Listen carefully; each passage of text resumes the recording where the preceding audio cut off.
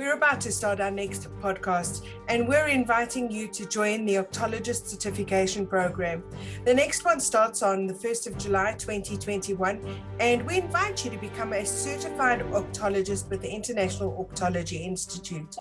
For more information, inbox me or send me an email on Ashburner@gmail.com or visit www.optology.org and become part of the Optology family today. You can share this video either on our Facebook page or you can go to the YouTube channel and look for more information there.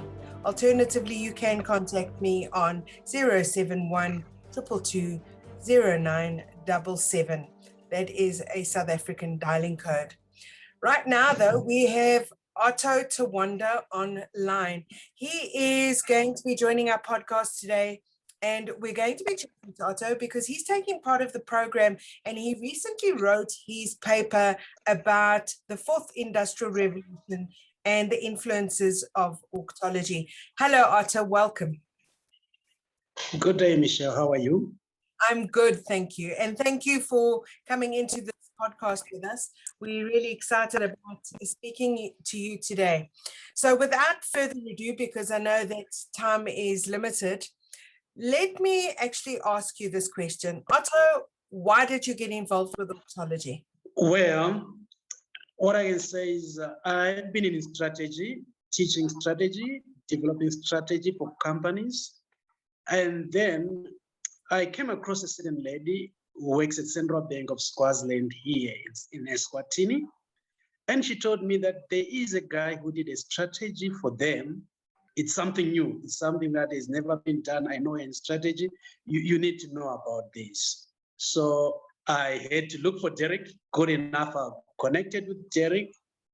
That's how I got him to take me into Optology, because it was somebody who already knew that I was in strategy development, who recognized the impact of what Derek had done with them. And he felt that I really needed to know about this.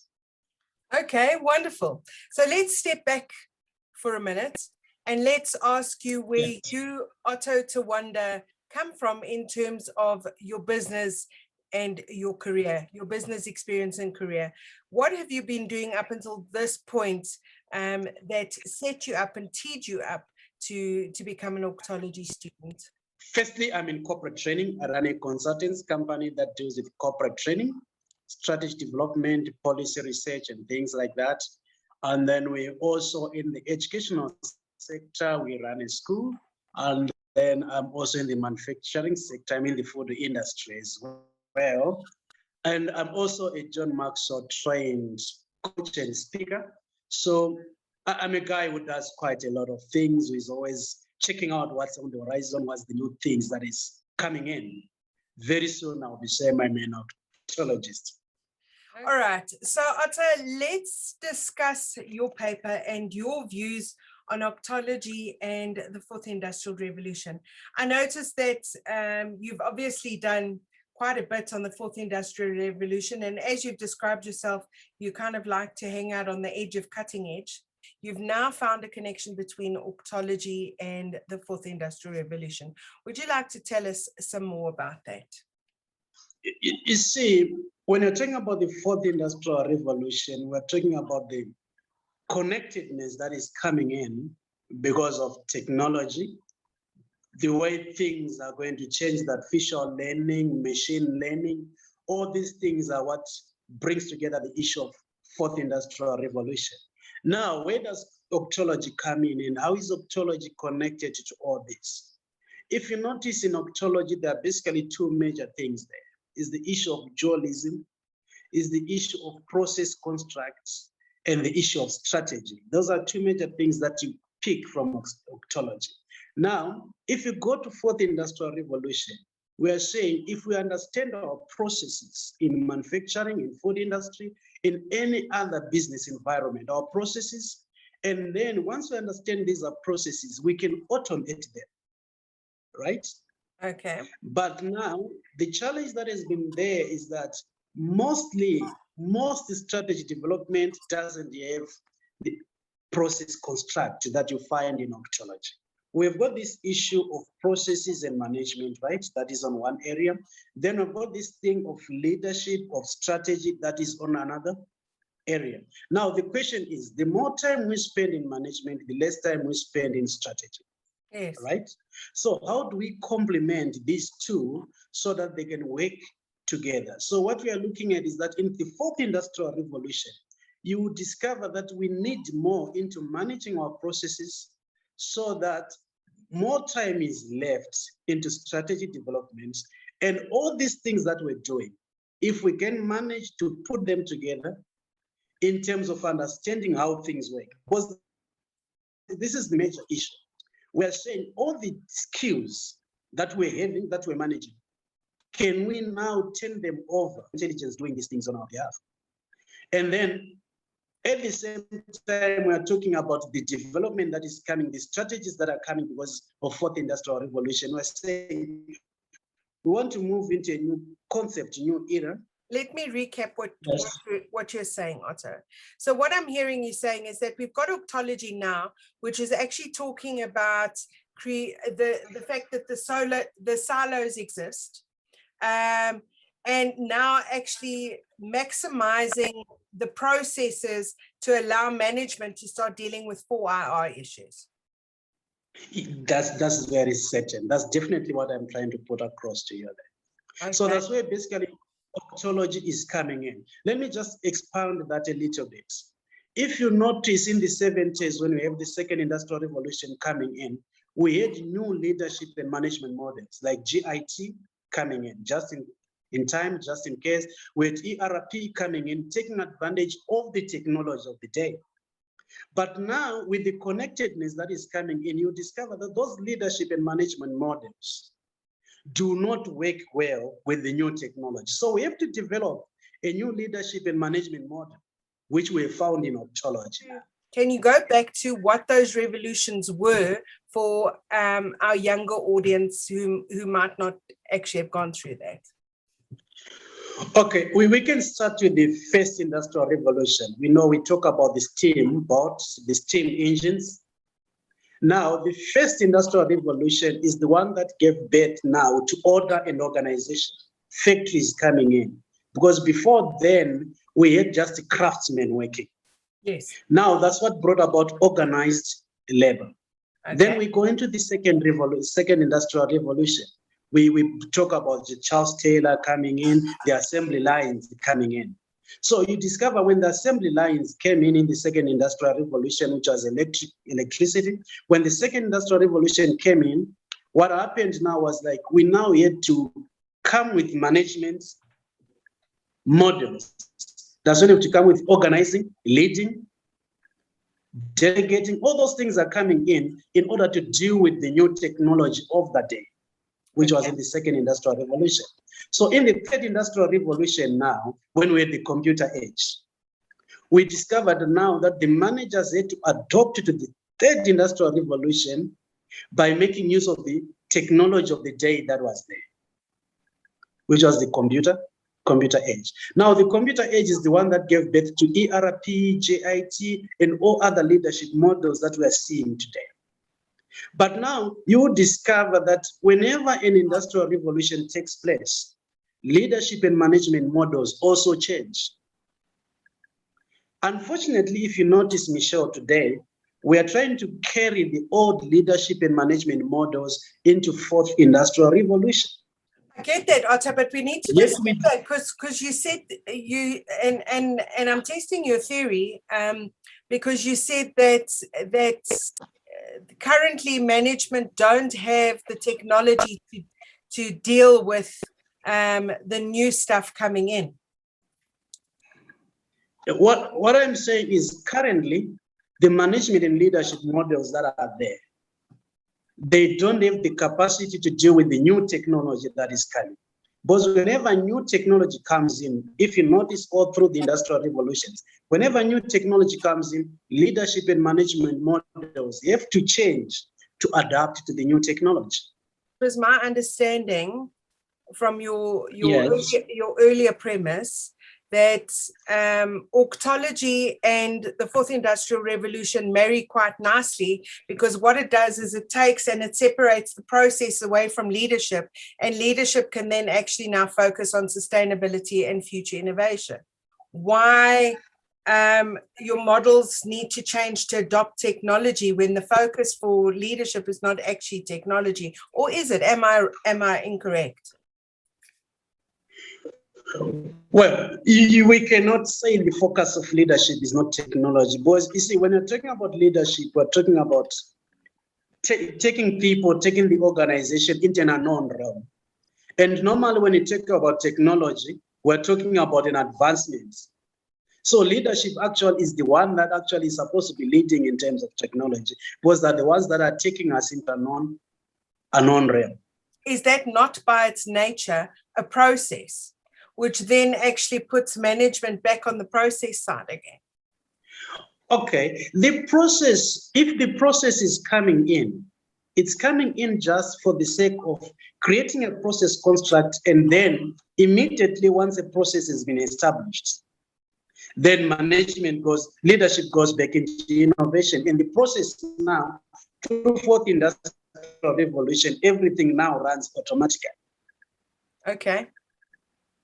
Like, for example, I'm trying to do something new in my business. Yes, I'll go through the process construct, but the moment this has been done, then everything that we're doing, we hand it over to 4IR, which means we're handing over to machines, we're handing over to automated system to now do this. So my innovation now as a leader is to come up with these processes, make sure that they're working, and we hand over to fourth industrial revolution to run the organization on our behalf, while it's now we continue innovating. What you are saying is, as an entrepreneur, you are now ensuring that the processes in your business are running by themselves effectively and efficiently, which is then freeing you up to actually go and find new business. Definitely, that's basically what it is. Earlier, you spoke about Orgtology being a precursor to the fourth industrial revolution. Okay, so, yes. So obviously your focus with regards to the Optology's perspective has been pretty much on processes in terms of your paper. Am I right? Yeah, that's very correct. Okay, why did you choose that point of view in your paper, Otto?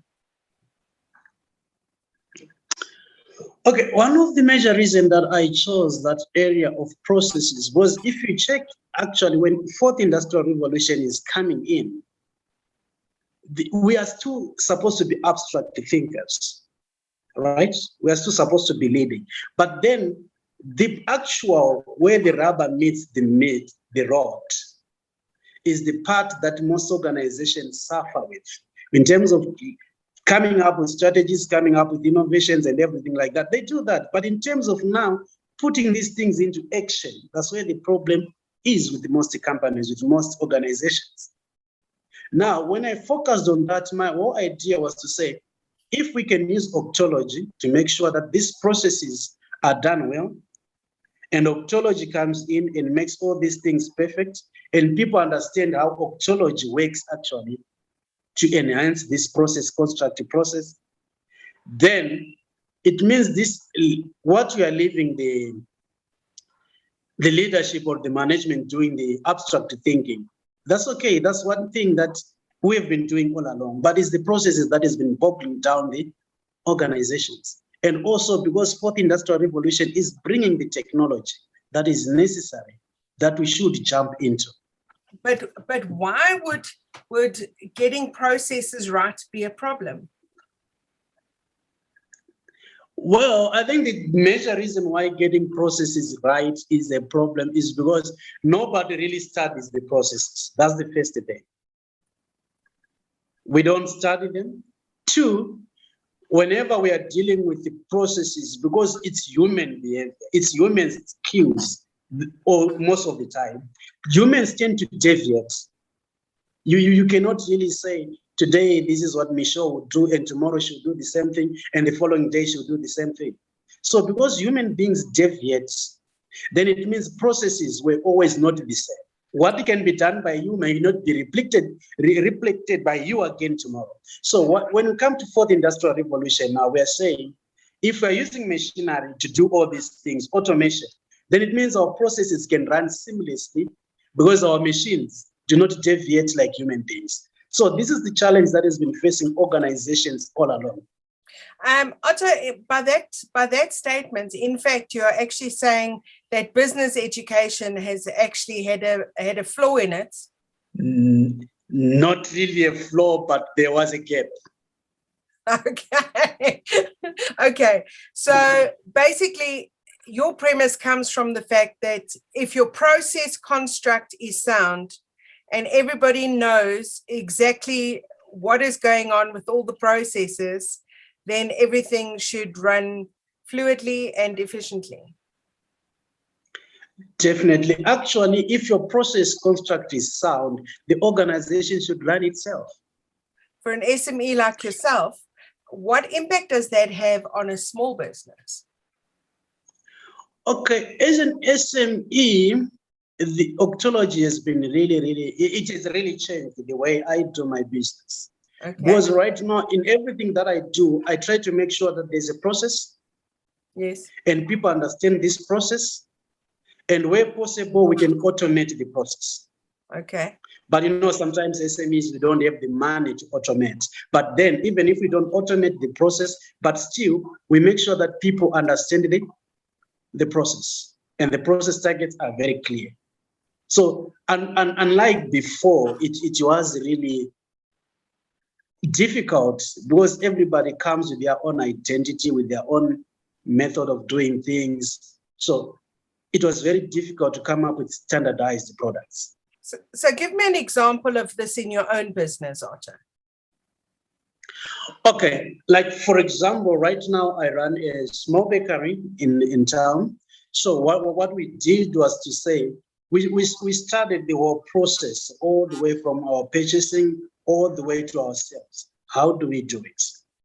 Then after creating a process construct, we now know, like, for example, if we're talking about resources, who is our resource manager?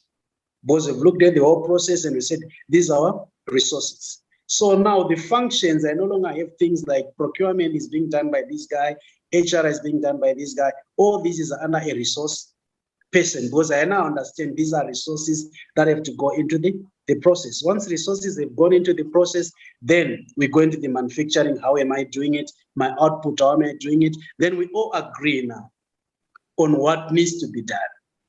And we all agree that if we continue doing this, then definitely we will come up with the same results all the time. Okay, so you've done this now for your bakery, and yes, and you've aligned it with Orgtology. And yeah. What is it's work in progress. How long have you been running your bakery on Orgtology premises? It's basically almost like 6 months now, because it's work in progress. As I'm learning Optology, I'm implementing some of the things. Some of the things are still a little bit difficult to get my guys to agree with. Okay. But it's a process that it's an ongoing, it's work in progress. Okay. Maybe by the end of the year, I can tell you it's working or it's a new headache. I mean, when you take a look at it, specifically from an SME perspective, your test would be incremental improvements, not so. So would you say that the way that you're running the bakery is incrementally improved, and how do you see that? Okay, the incremental improvement that you firstly, it's on your outputs, then it's also in the area of defects. So if you take a look at your percentages from the time that you started implementing the stuff to now 6 months later, what percentage of improvement have you seen in both those areas, both outputs and defects, let's say? I can't give this offhand in terms of the figures, but the improvement has been marked. It has been something good, especially in terms of defects. Okay. That part, I don't want to lie. That part we've done quite well. Okay, good. So you've taken a lot of error out of your process. Yeah, but what the process has done for me now in Optology is that we've managed to create constants That's one thing that we've managed to do with it. Now I can tell this is what we do, this is what is our output, this is what we get. If we do this, this is the output. So at least that consistency is now there, which was not there all along. There was all these fluctuations and everything. So you're holding out great hope for by the end of the year that your business would be totally influenced by Optology processes and you would be running as smoothly as, and everybody would have bought into your process. Definitely. I'm actually hoping that the next group doing Optology, I'll give them the business as a case study. Okay. All right. So knowing what you know now and having applied it to one of your businesses and seeing how it started performing, how easy would it be for you to actually go back to the old way of doing business? Believe you me, anybody who has been exposed to Optology, it's almost impossible to go back to the way of doing business. It's almost impossible. You can't even think of it. It's like saying, now that you've finished your high school, what about going back to grade 1? Okay, I like that analogy also. All right. Yes, yeah. So let's move on to your experience of the program, because obviously I'm speaking to a lot of people in the program. I'm looking at the program myself. Everybody has had glowing feedback on this, and now you're just another that's had the same. What has been your experience of the program? I mean, you've come in as a businessman, you're looking at doing something new, you're a consultant. So obviously you're also talking to other businesses about their strategy and their constructs and their processes and all of those kind of things. When you came into the program and somebody recommended that you do the program, how far in are you? Oh, it's almost 2 years now. What I did is like, I first attended the workshops with Derek. I think I attended 2 of his workshops on Optology. Then after attending his workshop, I now joined the program. I think this is our second module. We'll be doing a third module. Then the final module, then we are done. I think we are almost more than 50%, 70% of the program. I can say the program is an eye-opener. Straight from the first day of the workshops that I did with him, strategies presented differently from what we do on daily basis. We do our SWOT analysis and all those kind of things. It's all totally different thing. It's exciting, but sometimes, old ways, it's difficult to peel them off. It's difficult to change old ways. But Optology brings in a new thinking. If you are somebody who is a passion of learning new ways of doing things, Orgtology is a thing. But if you're somebody who is a traditionalist, a conservative person who trusts in the old ways, you might find that Orgtology can be very challenging, because the issue is that it challenges every perspective. Everything that you've learned in your first degree, in your MBA, it turns them upside down. Is what you're saying is, if you stick to the old ways, by the time the 4th industrial revolution comes in, your business will no longer exist? That's very definite. Let me just give this example. You look at Nokia. They're one of the biggest guys in terms of cell phones, the biggest in the world anyway. But when smartphones came, they remained in the analog phones and all that kind of thing. And today, where is Nokia? And believe me, with the 4th industrial revolution, a lot of big names that you know today, they won't be there unless they adapt. There will be history. And it's an opportunity actually for a lot of SMEs and other people to fill in the gap. Okay, so literally you're saying Optology is the key to either adapting or dying. Definitely.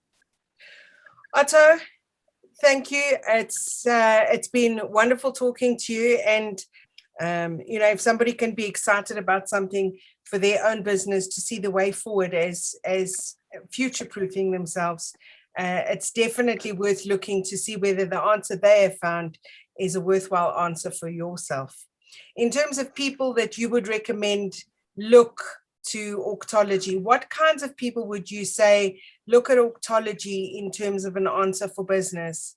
You know, I know as an SME, you would definitely say SMEs, but what other kind of people in business would you recommend look at Orgtology as an answer?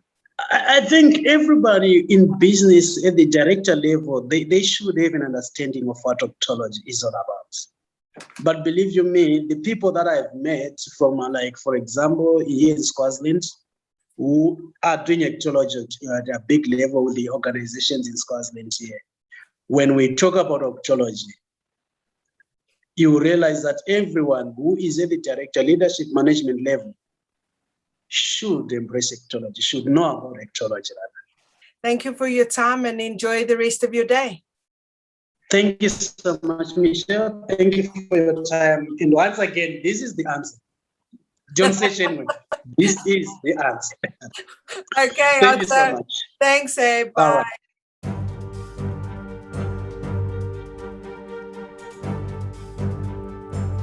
And we're inviting you to join the Optologist Certification Program.